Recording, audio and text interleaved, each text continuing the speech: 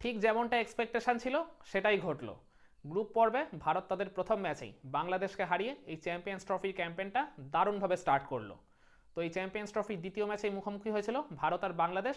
তো বাংলাদেশ ক্যাপ্টেন শান্ত টস জিতে এদিন ব্যাটিং করার সিদ্ধান্ত নিয়েছিলেন। আর ওইটা আর কি খুবই যৌক্তিক ছিল, কারণ এই উইকেটটা খুবই স্টিকি টাইপের ছিল, যেখানে পরের দিকে স্লো হয়ে যাওয়ার খুবই একটা মানে পসিবিলিটি ছিল, আর স্পিনাররা পরের দিকে আর কি খুবই আনপ্লেবেল হয়ে উঠছিল, মানে যেটা আমরা ম্যাচ শেষেও দেখতে পেলাম।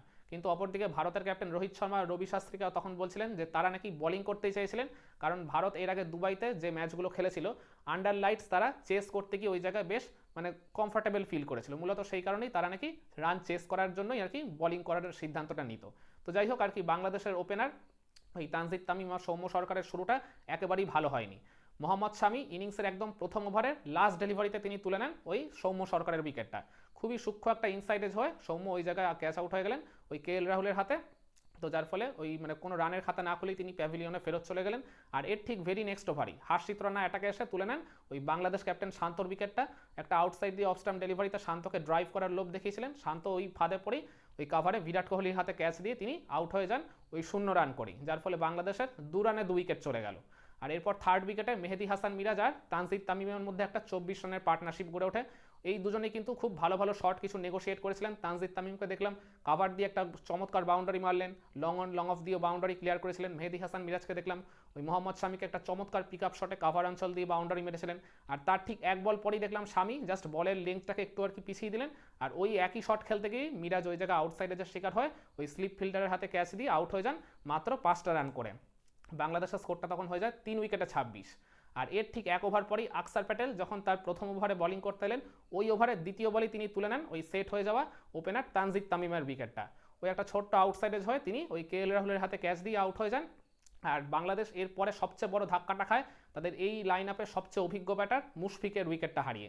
তো মুশফিক এর ঠিক ভেরি নেক্সট ডেলিভারিতেই ওই একটা মানে জাস্ট ব্লক করতে গেছিলেন, কিন্তু ওই আউটসাইডেজ হয়ে ওই KL রাহুলের হাতে ক্যাচ দিয়ে তিনিও কোনো রানের খাতা না খুলতে পেরেই আর কি প্যাভিলিয়নে ফেরত চলে যান। বাংলাদেশের স্কোরটা হয়ে গেল তখন 5 উইকেটে 35। তখন 100 পেরোবে কিনা স্কোরটা সেটাই আর কি যথেষ্ট সংশয়ের মুখে পড়ে গেছিল। আর এরপর ওই ক্রিজে এলেন তাদের জাকের আলী অনিক। তো জাকির আলী অনিক তখন মানে আকসার প্যাটেলের হ্যাট্রিক ডেলিভারিতে দাঁড়িয়েছিলেন। তো ওই জায়গায় আকসার প্যাটেলের হ্যাট্রিকটা অলমোস্ট হয়েই গেছিল, মানে আউটসাইডে যত তিনি পেয়ে গেছিলেন, কিন্তু মানে স্লিপে ফিল্ডিং করা রোহিত শর্মা ওই জায়গায় খুবই একটা ইজি চান্স একবারে লোপ্পা একটা ক্যাচ ড্রপ করে দিলেন, যার ফলে আর কি মানে আকসার প্যাটেল ওই হ্যাট্রিক থেকে বঞ্চিত হলেন। তো এর ফলে আর কি ওই জাকের আলীও একটা লাইফ পেয়ে গেল। আর এরপর জাকের আলী অনেককে আরেকটা আর কি স্টাম্পিংয়ের চান্স মিস করেছিলেন ওই KL রাহুল এর 1 ওভার পরেই। আবার অপরদিকে তাওহিদ হৃদয়েরও একটা ক্যাচ এরপর ফেলে দিয়েছিল হার্দিক পান্ডিয়া। তো বাংলাদেশের আর কি এই দুই ব্যাটারকে অনেকগুলো লাইফ দিয়েছিল ভারতের ফিল্ডাররা, যার ফলে আর কি তাদের স্কোরটা মানে যাই হোক মানে মোটামুটি একটা ভদ্রস্থ জায়গায় পৌঁছেছিল, না হলে আরও অনেক আগেই বাংলাদেশকে কিন্তু অল আউট করে দেওয়া যেতেই পারতো। তো এরপর মানে প্রথম পাওয়ার প্লে শেষে বাংলাদেশের স্কোরটা ছিল 39। এরপর এই মানে জাকের আলী অনিক আর তাওহিদ হৃদয় দুজনে কিন্তু ইনিংস মেরামতির কাজটা খুব ভালোভাবেই করছিলেন আস্তে আস্তে। ওই জায়গায় তারা কিছুটা বেশ সময় নিয়েছিলেন। তো অপরদিকে কিন্তু আবার বাউন্ডারিও কিন্তু মানে বের করতে থাকছিলেন নিয়ম করে। তো এদের দুজনের মধ্যে ওই মানে ষষ্ঠ উইকেটে 154 রানের একটা পার্টনারশিপ গড়ে ওঠে। দুজনেই প্রথমে হাফ সেঞ্চুরি পেয়েছিলেন, মানে বেশ বিধ্বংসী মেজাজেই কিন্তু ওই 30 ওভারের পর থেকে যতটা সম্ভব তারা কিন্তু চালিয়ে খেলছিলেন। ওই মানে বাংলাদেশের তখন আর কি 40 ওভার হয়ে গেছে, তো তখন ওই জায়গায় মোহাম্মদ শামির একটা চেঞ্জ অফ পেস ডেলিভারিতে ওই জাকের আলী অনেক একটা বড় শট খেলতে গিয়ে ওই জায়গায় লিডিং এজ হয়ে তিনি ক্যাচ আউট হয়ে গেলেন। 68 রান তিনি করে গেছেন, আর তার সাথে ওই তাদের পার্টনারশিপটা ভেঙে গেল। আর এরপর ওই সেট হয়ে যাওয়া ব্যাটার তাওহিদ হৃদয় আর ক্রিজে নতুন আসা রিশাদ হোসেনের মধ্যে একটা 25 রানের মতো পার্টনারশিপ গড়ে ওঠে। এই পার্টনারশিপটাও আর কি বাংলাদেশকে ওই জায়গায় কিছুটা অক্সিজেন দিয়েছিল। রিশাদ হোসেন পার্টিকুলারলি 2টা পরপর ছক্কা মেরে দিয়েছিলেন। তো আর তারপর ওই জায়গায় তিনি একটা বাউন্ডারি নেগোশিয়েট করেছিলেন। তিনি ওই জায়গায় একটা 12 বলে 18 রানের একটা লিটিল ক্যামিও খেলে গেছেন ঠিকই।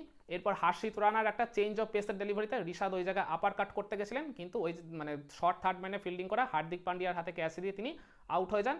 আর এরপর মোহাম্মদ শামি অ্যাটাকে এসে তিনি আরও 2টা উইকেট তুলে নেন ওই জায়গায় ওই তাসকিন আর তানজিম সাকিবের উইকেটটা। আর এরপর ওই মানে তাওহিদ হৃদয় যিনি আর কি ক্রিজে অলমোস্ট প্রায় শেষ পর্যন্তই টিকেছিলেন, তো তিনি ওই জায়গায় নিজের সেঞ্চুরিটা তুলে নিয়েছিলেন। ব্রিলিয়ান্ট একটা ইনিংস তিনি খেলেছেন, যদিও আর কি একটা দুটো লাইফ পেয়েছিলেন ঠিকই, কিন্তু তারপরেও এই ইনিংসটা যথেষ্টই প্রশংসার দাবিদার রাখে। তো এরপর বাংলাদেশ অল আউট হয়ে গেল ওই জায়গায় 228 রানে, তখনও ইনিংসে তাদের 2 বল বাকি ছিল। তো এই মাঠে 229 রানটা আর কি খুব বেশি স্কোর না হলো, তাও কিন্তু যথেষ্ট মানে ওই চ্যালেঞ্জিং একটা টোটাল বলাই চলে। যেখানে বাংলাদেশ 5 উইকেটে 35 হয়ে গেছিলো, সেখান থেকে তারা যে 228 অব্দি গেছে, এটাই আর কি তখন অনেক বড় প্রাপ্তি ছিল তাদের কাছে। তো এই রান চেস করতে নেমে ভারতের দুই ওপেনার রোহিত শর্মা আর শুভমান গিল একেবারে ওই বলতে গেলে রোহিত শর্মা স্পেশালি ওই ফ্লাইং স্টার্ট করার কাজটা তিনিও এদিন করছিলেন। মানে ফ্ল্যাট উইকেট থাকলে তিনি আরও বিধ্বংসী হতে পারতেন, কিন্তু অতটা বিধ্বংসী না হলেও তিনি কিন্তু তার স্বভাবসিদ্ধ ভঙ্গিতে ওই চালিয়ে খেলেই আর কি স্টার্ট করেছিলেন। তো প্রথম পাওয়ার প্লেতেই ভারতের স্কোরটা পৌঁছে গেছিল 69-এ। তো এরপর ওই পাওয়ার প্লের একদম লাস্ট ডেলিভারিতে রোহিত শর্মা তাসকিন আহমেদকে একটা আর কি ওই মানে ডাউন দ্য উইকেটে এসে বড় শট খেলতে গিয়ে নিজের উইকেটটা ছড়ে দিয়ে গেলেন। 41 রান তিনি করে গেছেন, 7-7টা বাউন্ডারি তিনি মেরেছেন। আর এরপর ওই বিরাট কোহলি আর শুভমান গিলের মধ্যে একটা পার্টনারশিপ গড়ে ওঠে 43 রানের। তো এই জায়গায় বিরাট কোহলি বেশ সাপোর্টিভ একটা রোল প্লে করছিলেন। আর শুভমান গিলকে দেখেছিলাম ওই প্রথম পাওয়ার প্লের মধ্যে তানজিম সাকিবকে একটা চমৎকার ফ্লিক শটে ওই মিড উইকেটের উপর দিয়ে ছক্কা মেরেছিলেন। আর শুভমান গিল বলতে গেলে একদিন একদম পুরো একটা রেসপন্সিবল ইনিংস খেলেছেন, মানে খুবই আর কি পরিণতিবোধ দেখিয়েছেন তিনি এই পার্টিকুলার ইনিংসটায়।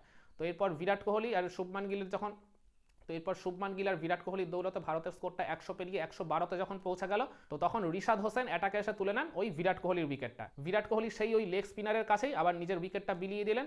একটা কাট করতে গেছিলেন তিনি, কিন্তু ওই জায়গায় পয়েন্টে ফিল্ডিং করা ফিল্ডারের হাতে ক্যাচ দিয়ে তিনি আউট হয়ে যান 22টা রান করে। এরপর শ্রেয়াস আয়ার আর শুভমান গিলের মধ্যেও একটা 21 রানের মতো পার্টনারশিপ গড়ে ওঠে, কিন্তু শ্রেয়াস আয়ারও ওই জায়গায় মুস্তাফিজুর রহমানের একটা চেঞ্জ অফ পেসের ডেলিভারিতে বড় শট খেলতে গেছিলেন, কিন্তু ওই জায়গায় ব্যাটে বলে ঠিক মতো কানেক্ট না হওয়ায় ওই মিড অফে ফিল্ডিং করা ফিল্ডারের হাতে ক্যাচ দিয়ে তিনি আউট হয়ে যান 15টা রান করে। তো এরপর ভারতের স্কোরটা হয়ে যায় 3 উইকেটে 133। আর এর ঠিক 11 রানের মধ্যেই ভারত আরও একটা উইকেট খোয়ায় ওই জায়গায়। আকসার প্যাটেলকে ওই দিন ফ্লোটার হিসেবে ওপরের দিকে পাঠানো হয়েছিল, কিন্তু এই দিন তিনি আবার হতাশ করলেন। ওই একটা বড় শট খেলতে গিয়ে তিনি ওই স্পিনার রিশাদ হোসেনকে ওই জায়গায় একটা কট অ্যান্ড বল করে দিলেন, মানে একটা লিডিং এজ হয়ে তিনি ওই জায়গায় একটা হাই ক্যাচেরই শিকার হয়েছেন। তো যার ফলে ভারতের স্কোরটা তখন হয়ে গেছিল ওই জায়গায় 4 উইকেটে 144।